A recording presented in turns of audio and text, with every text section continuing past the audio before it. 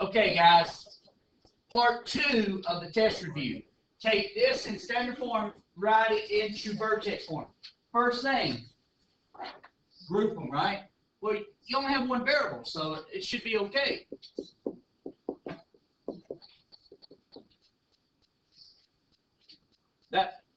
I take the negative 93 over to the other side. I keep this process the same, no matter what we're looking at, right? Now, I can't complete the square on this because I'm setting with a negative 1. Folks, if it's something other than a positive 1, then I cannot complete the square without doing something. Okay, some of y'all fell into this little pitfall the other day on your quiz. I got to factor out a negative 1. Okay, now, when you factor out a negative from that, it's going to change the signs on everything in there. Some of y'all changed the sign for the first one, but did not for the second one. Bless you. Bless you. Now,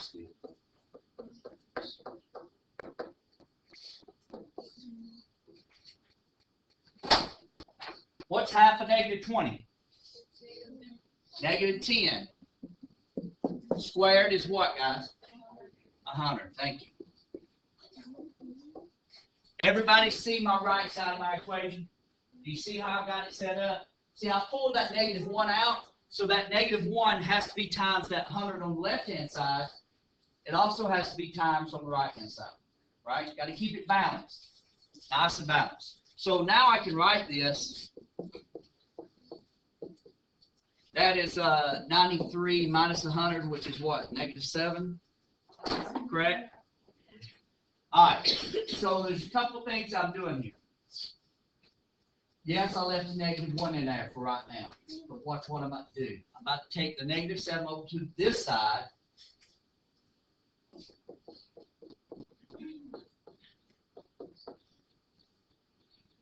Right?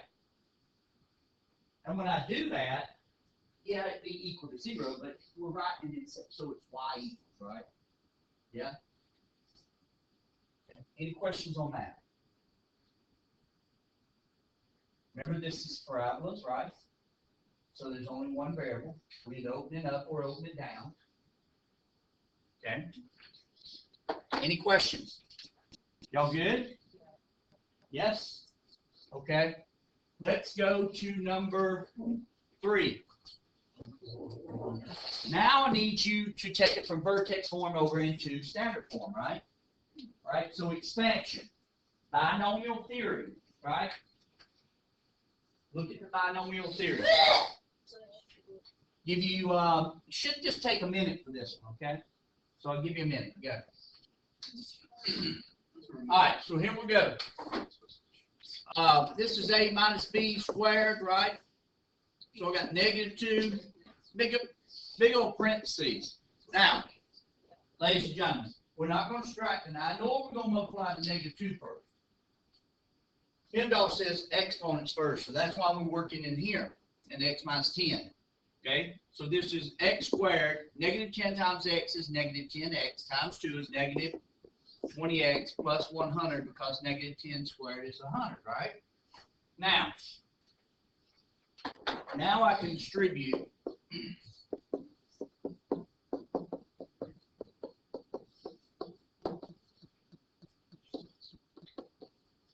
right?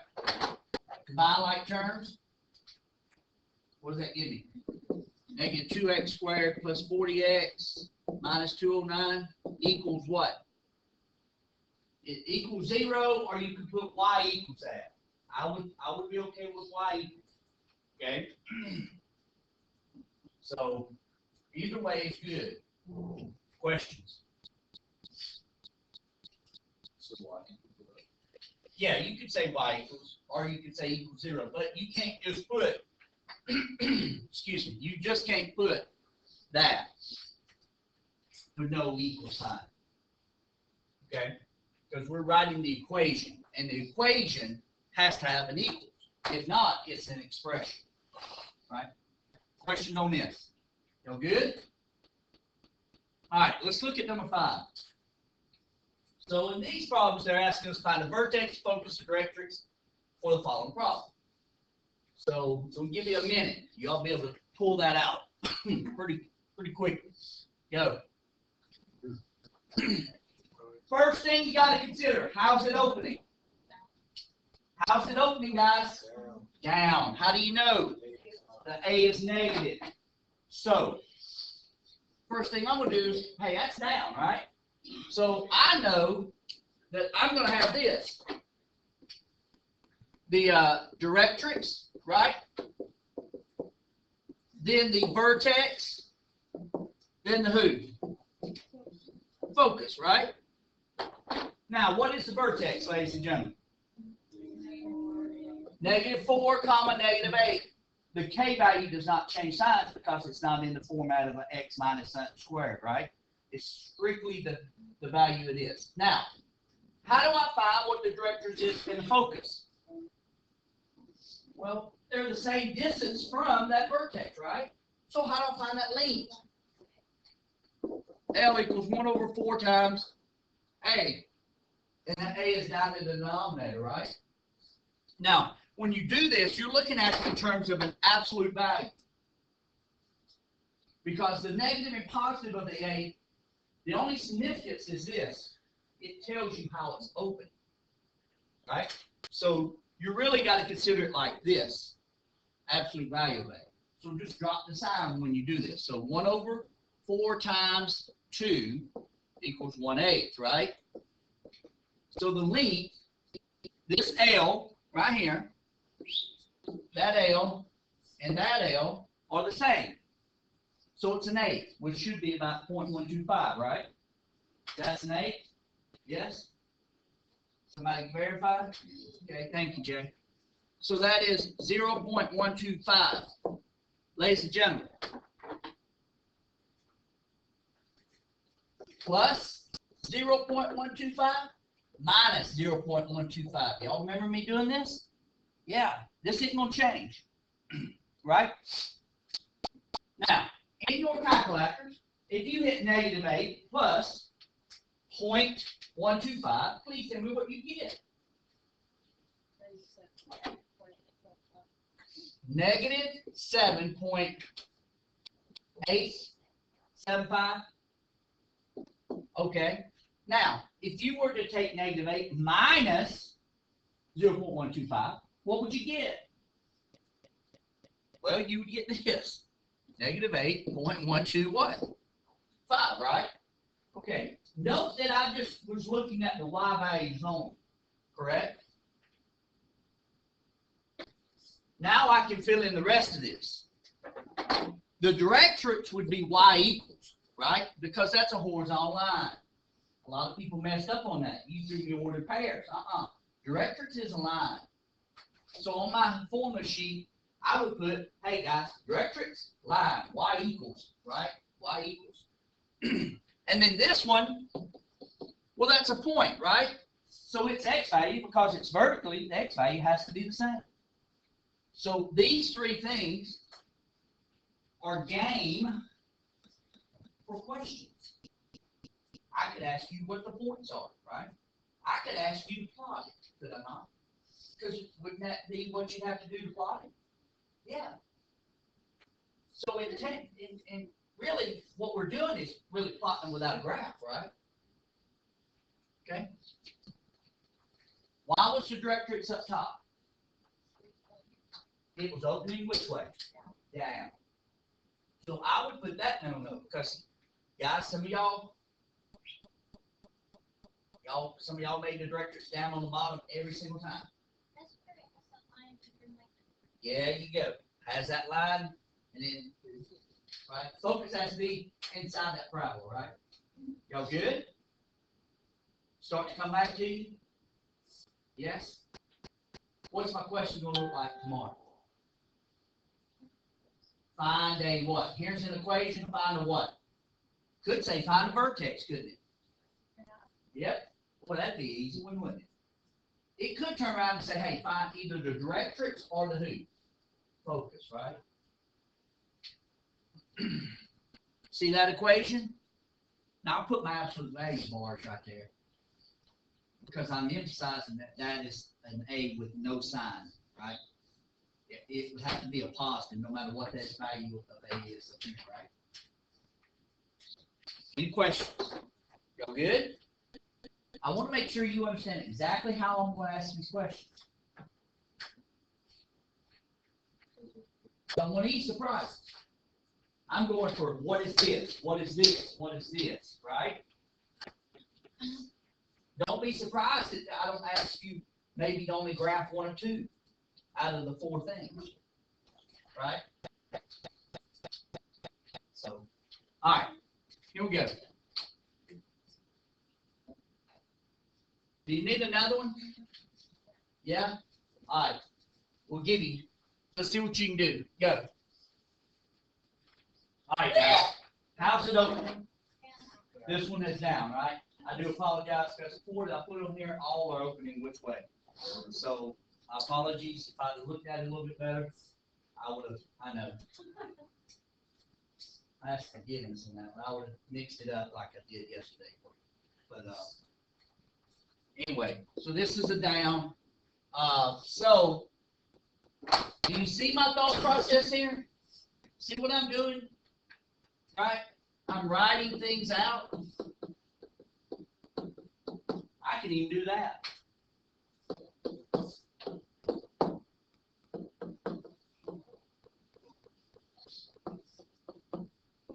Now there's no doubt on what I need, right?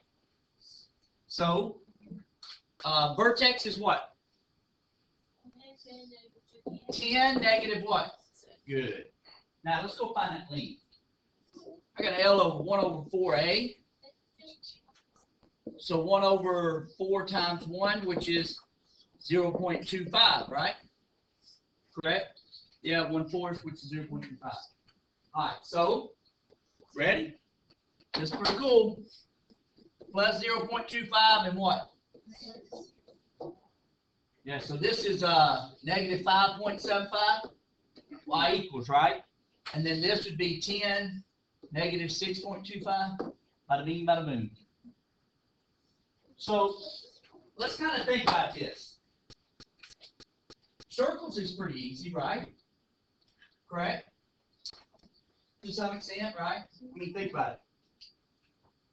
Parabolas ought to be like, hey, if I write my equations right, I put some words behind what I need to do, I'm good, right?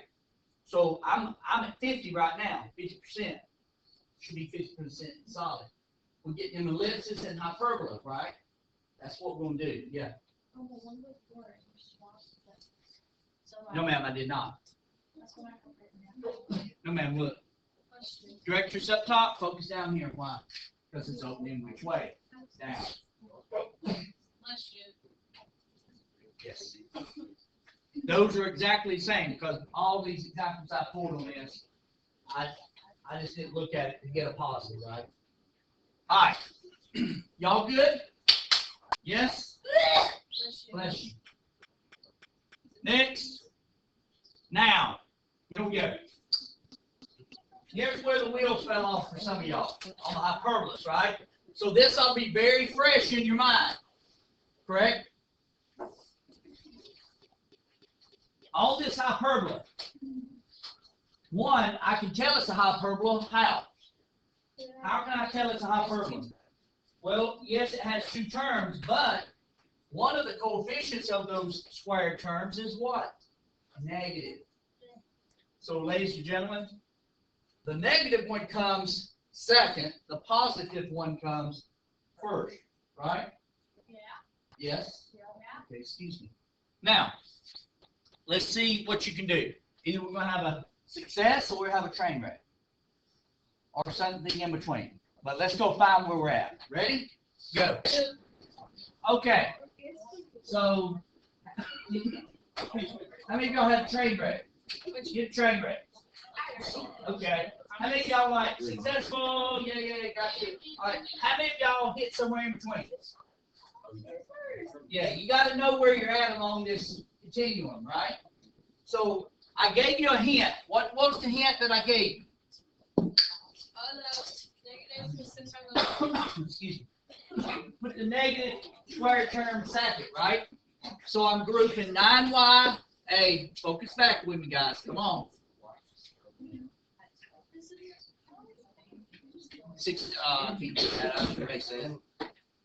2y minus 25x squared minus 300x equals 396 positive because I moved it to the other side, right?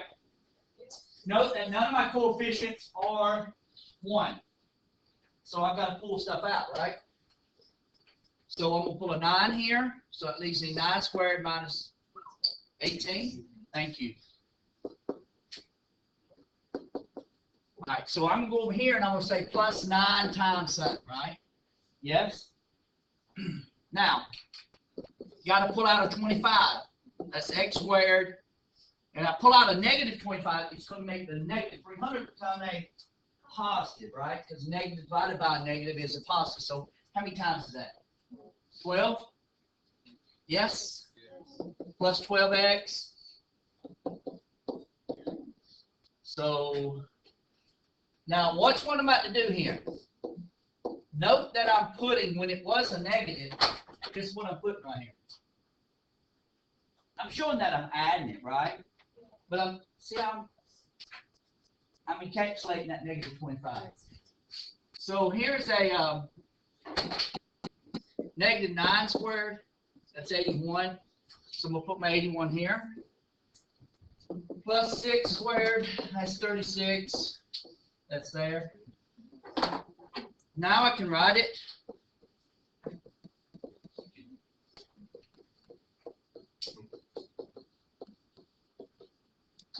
Y'all give me a total with this.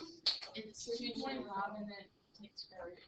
Oh, I ain't taking square root of nothing. We're not taking square root of it? No, ma'am, why?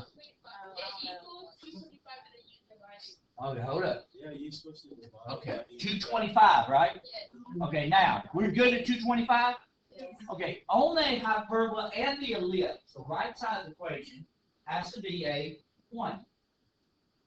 Right? So, in order for me to get a 1, here's the final thing I have to do. I have to divide everything by what? 225, right? Now, guys, does 9 go into 225? It does? Yes. Yeah. 25. It has to do some kind of 5 times, right? 25 times?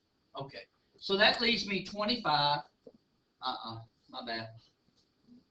My brain, right? Y minus 9 squared over 25 minus x plus 6 squared over 9 equals 1. Guys, I'm going to tell you something. That's a potential problem for us. Okay? So if I tell you that you're going to have to do that, then what do you got to make sure you understand? That's programming. I learned that back in English class. This problem is math. Hyperbola, to be exact.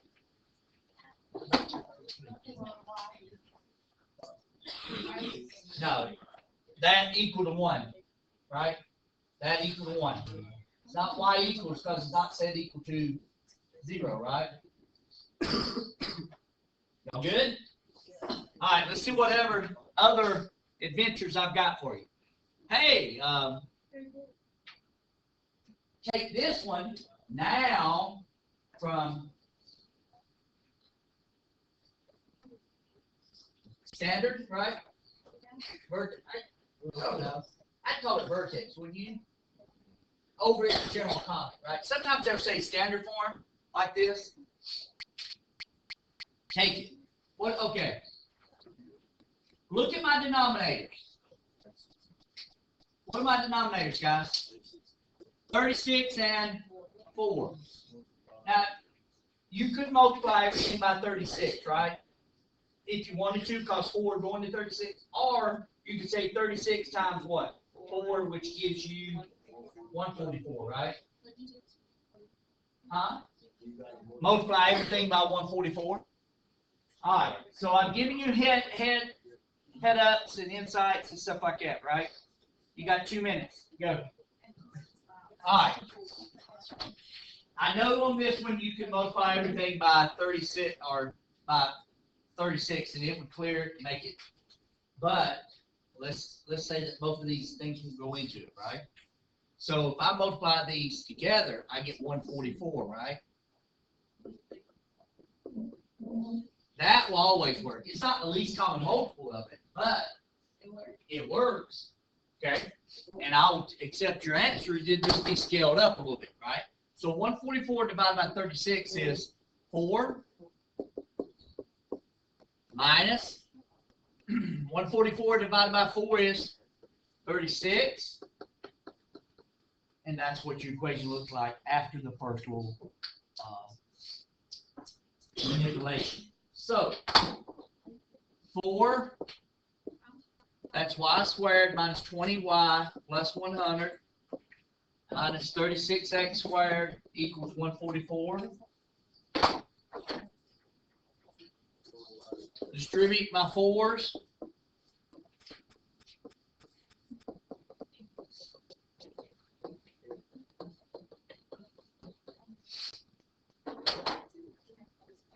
Normally, if I had a linear term for that squared, right? If I had to perfect square trinomial that's factored for the x, I'd have a linear term. I'd have it and it'd expand all that stuff, and then I'd have combine like terms with just numbers. I don't have another number to combine with 400, so I can just go ahead and subtract 144, and then I can write it as such.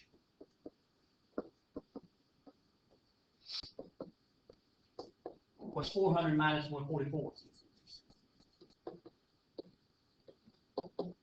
There. Yes, it's scaled up. It's scaled up by a factor of 4. Because 4 goes in every one of those, right?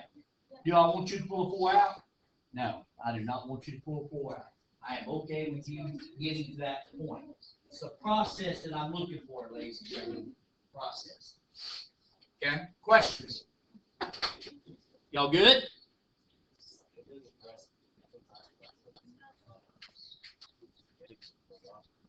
It doesn't matter if you put the x, y first. Well, in the final answer, no. It doesn't matter. My y's are first y. Look at my equation. Because my negative is coming after it, right? Whatever. It could be flipped back. One question. What's the orientation on this? What's the orientation? Come on. Who came first? Thank you. So that is what type of orientation? Yes. Y'all are slow to answer that. We just took a quiz on that Friday. So on that formula sheet, I would put, look at the first variable that tells the orientation. If it's y, it's vertical. If it's x, it's horizontal. Those are things that I would do. Now, hold up. I'm getting there in a second. A little bit of insight. When I'm making this formula sheet, I'd work a couple problems or look at the things before while like hours. I'd be working some of those and create my formula sheet on a separate sheet of paper, like a piece of paper for every one of them. Like, I need to know this, need to know this, I'd build brain up. Then I would put it on the 8 squares or 4 squares front back, right? Okay. It's easier to manage and arrange that way. Sam? What you gotta get rid of that square off? Sir? Why don't you get rid of the square off 36? Copy and error. Just a copy and error. Good catch. All right. Find the vertices, the center, the foci, and the endpoints of the conjugate. Guys, what is the endpoints of the conjugate? It's basically where B is landing, right? Up and down, right? It's perpendicular to the transverse axis, right? It's not vertical, right? Transverse, then conjugate. Ellipses had minor and major, right? So here we go. Guys, what's the center? Huh? -5, -1. What do you need to make sure you realize when you're doing this? Who came first? The X or the Y? it's the X. The orientation will be horizontal, right?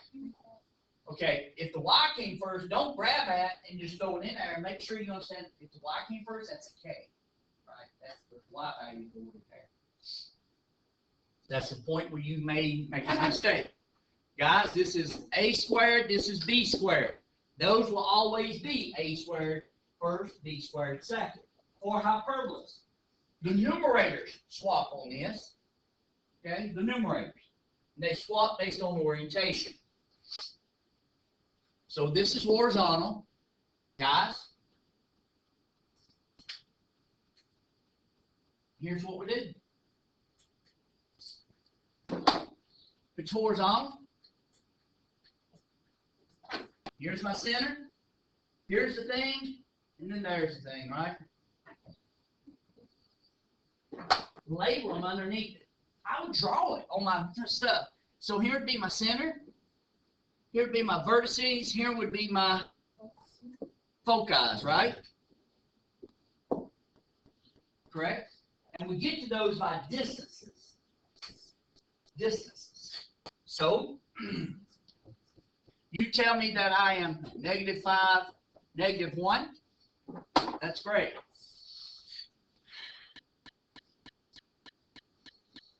That's A. That is C. Ladies and gentlemen, there's no B on here yet. Okay? That's the conjugate. Now, if A squared equals 25, A equals plus minus 5. I'm going to go ahead and do this. B squared equals 16, so B equals plus minus 4. I'm not going to use B yet because that's on my conjugate. That's going perpendicular to it. But I need C, so C squared equals A squared plus B squared. So that's 25 plus 16, ladies and gentlemen. C squared equals 40. Right? Yeah? No? No, it ain't 40. It's 41. Is 41 a perfect square? Okay. So, and I can't simplify it because there's not a perfect square to go into, right? So, approximately what? 6.4. You held the second. Why did I get 6.4? Who said 6.4? Oh, 403. Okay, sorry. My bad. I'm not hearing it. Okay, good. 6.403, so 6.4 is good, right? Because I don't have to put that 0 on. That's not a significant digit for right now. So, if I'm at -5, 1, and I'm moving horizontally, who stays the same? Was. -1. Yeah, good. Thank you. Yeah. Right? So how far am I going out this way? How far am I going? What's my A? 5. So if I'm at -5, I'll go down 5. I'm at what? -10, right? So when I look at vertices, I could have this. -10, -1. And if I'm at -5 and I go up 5, 0, -1, right? Yeah? Questions? Okay. Let's find the foci. Ready? I got to go 6.4 that way, 6.4 to the right. Left and right of who? The center. The x value, right? Because the y value is going to stay the same. So I got to understand that. That's one little notes I put on my thing. Oh, horizontal, y value stays same for vertex and or vertices and foci. Now, if I'm at -5, I go down 6.4, I'm at what? Thank you, -11.4. If I'm at -5, I need to add 6.4 to it, right? Yes? So what do I come up with? 1.4? How does this right here differ than what we did on the graph? Define the directrix and the focus. How does this approach differ? I have two sets, right? I'm not just doing one, right? But if you think about it, I'm adding and I'm subtracting, am I not? A certain distance from a point, correct? I'm just doing it multiple times. One for the vertices, one for the foci, right? Now, that's all the things on the horizontal, right? What's got to go this way? The B. So, look right here.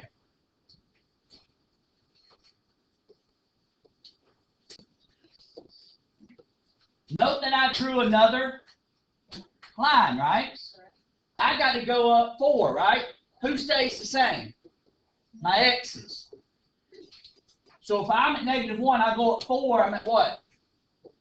3. And if I'm at -1, I go down 4, I'm at what? Thank you. Ladies and gentlemen, these B's would be my co-vertices, right? Yes? Co-vertices comes from my B's. Vertices comes from my A. Foci comes from my. Make sure you make really good notes, folks. Study this stuff. Okay.